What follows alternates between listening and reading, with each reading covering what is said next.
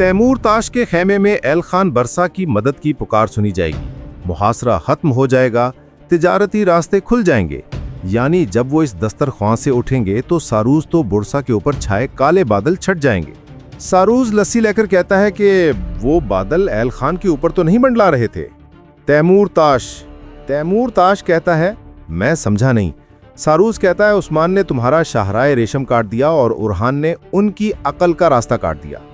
अब जो 3-4 सोने के सिक्के तुमने जमा किए हैं, ना तो उनसे तुम फौज ले सकते हो, बस ऐसा ही दस्तरख्वान लगा सकते हो। क्या ऐसा नहीं है?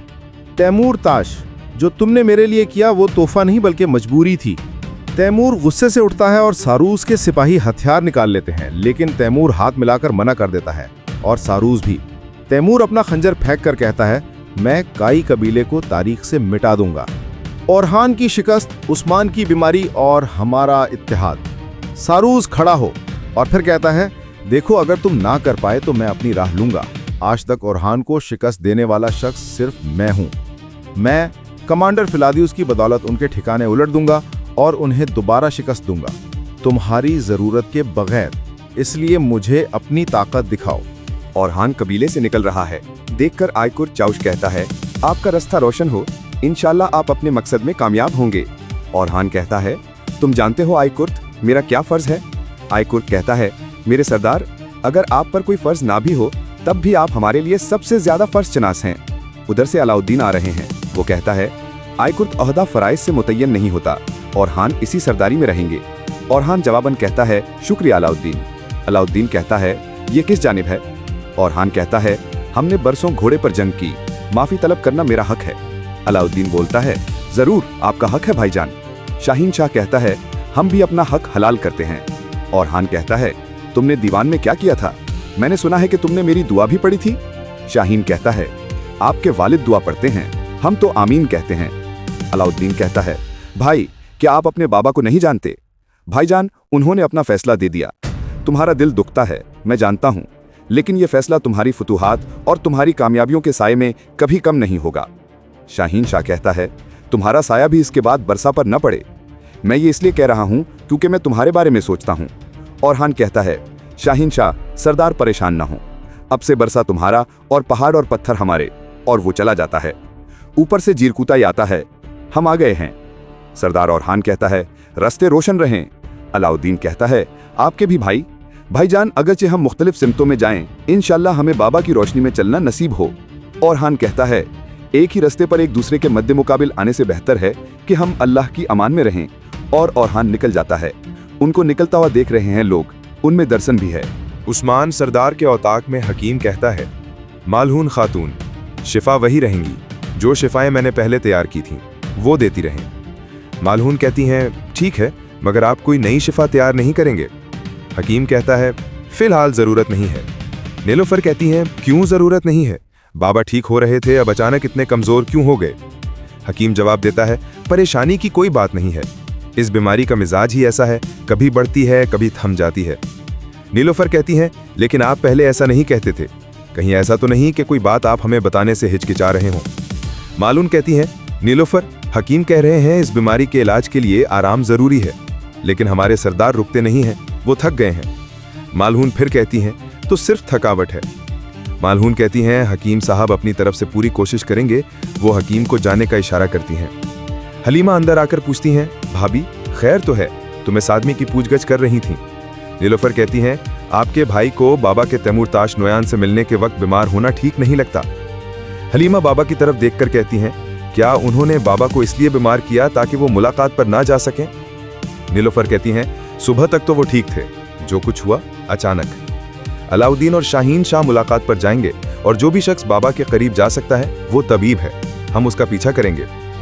सरदार ओरहान गलत साबित। बुरसा मुहासरा सरदार मशवरा कर रहे हैं, हम फौरन मुहासरा करेंगे, हर तरफ फायरिंग शुरू कर दी जाएगी, मंजीकों की मुरम्मत कराई जाएगी।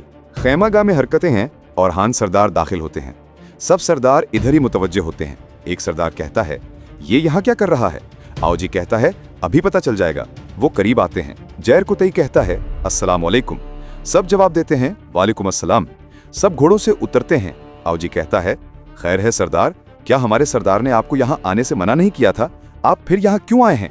जैर कुतई तेज तंजामेज लहजे में कहता है, आपके कमांडर शाहिनशाह सरदार उस्मान के हुक्म पर दिए गए फरीजे के साथ जावदार कबीले गए हैं। उन्होंने अपनी जगह मुझे मुकर्रर किया और हान सरदार भी घोड़ों को अलविदा कहने और यकीनन माफी मांगने के लिए यहाँ मौजूद हैं। तमाम सरदार बारी बारी हैरत से देखते हैं। फिर तुरान सरदार कहता है, हमारा हक हलाल है। सब सरदार हलाल है, हलाल है। फिर जैर कुतई कहता है, यकीनन जब वो यहाँ आए हैं तो उनके अपने सिपाहियों की वापसी तक वो मेरे खेमे में यहाँ मेरे मेहमान रहेंगे। सरदार औरहान तशरीफ लाएं। औरहान खेमे की तरफ चले जाते हैं, मगर सरदारान को बात हजम नहीं हो रही। आउदी गुस्से से कहता है, क्या चुप रहना है, उठकर आ गए हैं। उसी वक्त औरहान के सिपाही आ पहुंचते हैं। उन्हें देखकर आउजी कहता है, इसके सिपाही भी आ गए हैं। दूसरा सरदार कहता है, अगर ये ना गया तो? आउजी जवाब देता है, अगर उसने ठहरने की कोशिश की तो हम उसे रास्ता दिखाएंगे। बालाबान कहता है, सरदार खेमे में? आउजी जलकर कहता है, हाँ हैं, पर अब वो उसका नहीं रहा। सिपाही घोड़ों से उतरते हैं और औरहान के खेमे में चले जाते हैं। बालाबान कहता है, सरदार ये क्या हो रहा है? जो कुछ हम सुन रहे हैं वो अक्ल से बाहर है। खलील कहता है, सरदार औरहान के अब ज्यादा अहम फराइज हैं। बालाबान औरहान कहते हैं, अब मेरी बात गौर से सुनो। हम बरसा में दाखिल होंगे। हम बोरान सरदार को निकालेंगे।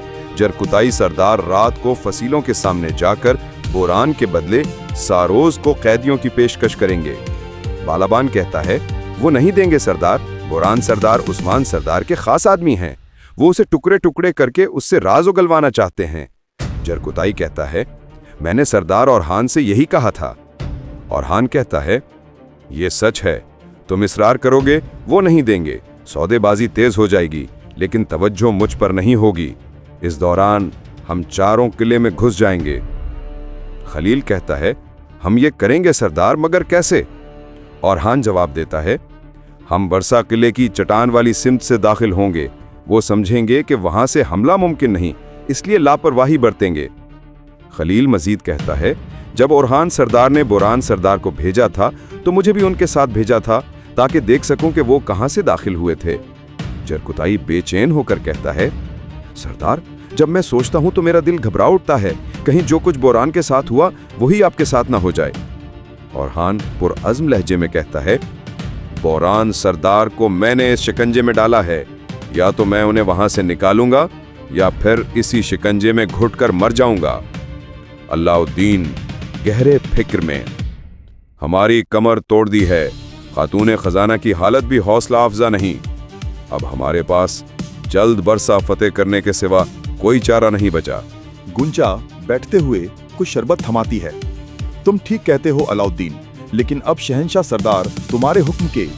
अलाउद्दीन चौंक कर, क्या कहना चाहती हो खातून? गुंजा, मैं कहना चाहती हूँ कि तुम्हारी पुश्त मजबूत रहेगी। अगर औरहान होता तो तुम्हें कभी मालूम ना होता कि खतरा कहाँ से आएगा। मेरे बाबा की बीमारी रोज बरोज बढ़ रही थी।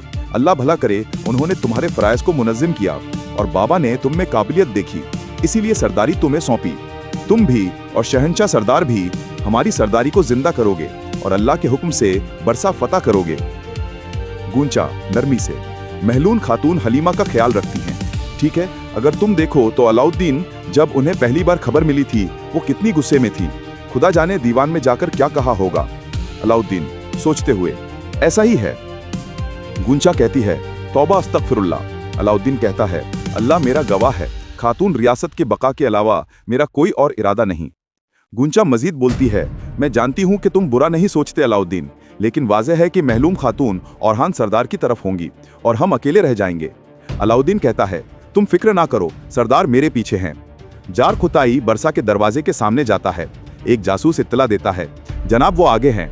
फ्लादियोस बाहर निकलता है। जार खुताई कहता है, वाह वाह, अस्सलाम अलैकुम। फ्लादियोस कहता है, आप क्यों आए हो? क्या मरने के लिए बरसा में दोबारा आए हो? जार खुताई कहता है, बातचीत और समझौते के लिए। बोरान को मेरे हवाले कर दो, बदले में तुम्हें 10 सिपाही दूंगा। फ्लादियस कहता है, वैसे भी मैं बोरान को बोलने पर मजबूर करके तुम्हारे हवाले कर दूंगा, मगर मुर्दा हालत में। उसी वक्त औरहान और उसके सिपाही दीवार के करीब पहुंचते हैं। औरहान दीवार की बुलंदी देखता है। खलील कहता है, ये बात आसान नहीं। जार कोताही कहता है, बोरान को देखकर तुम्हारा कुछ फायदा नहीं होगा।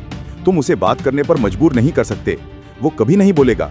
फ्लादियस कहता है, शायद तुम ठीक हो, अलबत्ता बोरान का मेरे होना तुम्हें तकलीफ दे सकता है ना? तुम्हारी सरदार उस्मान इस मामले में क्या कहते हैं? असल बात कहो, बोरान को दोगे या नहीं? जार कोताही कहता है। इधर सरदार औरहान कहते हैं, चलो हम जाकर बोरान सरदार को बचाएं, और बिस्मिल्लाह पढ़कर सारे सिपाही रस्सियों से दीवार पर चढ़ पड़ते हैं। इधर फ्लादियोस कहता है, तुमने मेरे भाई को कत्ल किया है, इसका बदला लूंगा, लेकिन अभी मेरे लिए सिपाही कीमती हैं। बोरान के बदले सिर्फ 10 सिपाही काफी नहीं। जीर कोताही कहता है, क्या तुम चाहते हो फ्लादियुस, मैं 20 बोरान के बदले 20 सिपाही दूं? फ्लादियुस कहता है, मेरी बर्दाश्त की हद है। जीर कोताही बड़बड़ाता है, काश मेरे औरहान सरदार अंदर चले गए हों। जार कोताही कहता है, ठीक है, हमारा मुआहदा हो गया, बोरान को तैयार रखो और मैं कल तुम्हारे पास 20 सिपाहियों के साथ आऊंगा। एक सिपाही कहता है, मुझे उम्मीद है कि सरदार औरहान कामयाब हो गए होंगे। फिर वो चले जाते हैं। फ्लादियुस का सिपाही कहता है, जनाब बोरान एक अहम सिपाही है। फ्लादियुस कहता है, किसने कहा कि मैं उन्हें हवाले करूंगा? इधर औरहान फसीलों तक पहुंचने में कामयाब हो जाता है और छलांग लगाकर कहता है, बोर साहब मेरे बाबा का ख्वाब है, ये मेरी कौम का मुस्तकबिल है और मेरी तकदीर है। मैं एक दिन इसे ले लूंगा और तुम्हारे फसीलों पर चढ़कर नहीं बल्कि फख्र से तुम्हारे दरवाजों से दाखिल होऊंगा। वो दिन करीब है। सारे सिपाही आगे चलकर रुक जाते हैं। आगे बढ़कर औरहान मुहाफिज सिपाही को मार देता है और नीचे मंजर देखता है। सिपाही गर्दिश कर रहे होते हैं। खलील कहता है, आप सच कहते हैं, ये किसी बड़ी चीज के पीछे जा रहे हैं। औरहान कहता है, हम जान लेंगे, फिर बोरान सरदार को बचाएंगे। उस्मान सरदार के औताक में महलूम खातून कहती हैं, इनका बुखार कम नहीं हुआ। अलाउद्दीन कहता है, हमारी दुआओं से बाबा इंशाल्लाह ठीक हो जाएंगे। अलाउद्दीन तबीब से पूछता है, तबीब साहब क्या हमारी गैर मौजूदगी के दौरान किसी और बीमारी की अलामात जाहिर हुई थी? तबीब कहता है, हुजूर इनका बुखार वक्तन फवक्तन बढ़ रहा था। आपकी हिदायत के मुताबिक मैंने इन्हें दर्द कम करने के लिए बिच्छू घास और एक जड़ी बूटी दी और जो मरहम आपने बताया था वो मैंने इन पर लगा दिया था। अलाउद्दीन कहता है, मरहम में डाला हुआ खज़ां फूल उसकी मिकदार 3 गुना बढ़ा दो, मैं वापस आकर बाबा का खुद ख्याल रखूंगा। हकीम चल दिया। अलाउद्दीन अपने बाबा के पास बैठकर कहता है, बाबा को यूं छोड़कर जाना मुझे अच्छा नहीं लग रहा। मालूम खातून कहती हैं, मैं अल्लाह के हुक्म से उनके पास रहूंगी, आप जाकर अपने भाई के साथ इमारत संभालें, आपके बाबा इससे बहुत खुश होंगे।